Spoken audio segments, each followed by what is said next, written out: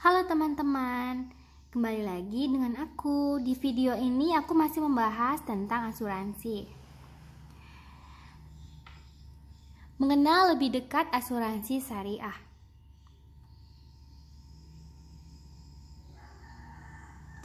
Asuransi syariah adalah sebuah usaha untuk saling melindungi dan saling tolong-menolong di antara para pemegang polis atau peserta yang dilakukan melalui pengumpulan dan pengelolaan dana tabaruk yang memberikan pola pengembalian untuk menghadapi risiko tertentu melalui akad atau perikatan yang sesuai dengan prinsip syariah.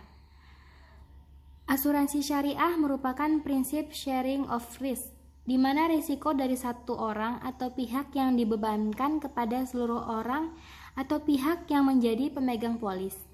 Sedangkan asuransi konvensional merupakan sistem transfer of risk, di mana risiko dari pemegang polis dialihkan kepada perusahaan asuransi. Dapat dikatakan bahwa peran perusahaan asuransi syariah adalah melakukan pengelolaan operasional dan investasi dari sejumlah dana yang diterima dari pemegang polis. Berbeda dengan perusahaan asuransi konvensional yang bertindak sebagai penanggung risiko, akad yang digunakan dalam asuransi syariah merupakan prinsip tolong-menolong antara sesama pemegang polis dan perwakilan kerja pemegang polis dengan perusahaan asuransi syariah. Sedangkan akad yang digunakan oleh asuransi konvensional berdasarkan prinsip pertukaran atau jual beli. Pada dasarnya, baik asuransi konvensional maupun asuransi syariah memiliki keunggulan atau kekurangan masing-masing, sehingga pemilihan produk asuransi dikembalikan kepada konsumen sesuai dengan kebutuhan dan kemampuan masing-masing. Namun pada kesempatan kali ini, yuk kita ketahui lebih lanjut mengenai keunggulan asuransi syariah. Yang pertama, pengelolaan dana menggunakan prinsip syariah Islami. Hal ini menjadi salah satu perbedaan yang cukup signifikan antara asuransi konvensional dan asuransi syariah, di mana pengelolaan dana oleh perusahaan asuransi syariah harus memenuhi prinsip-prinsip syariah.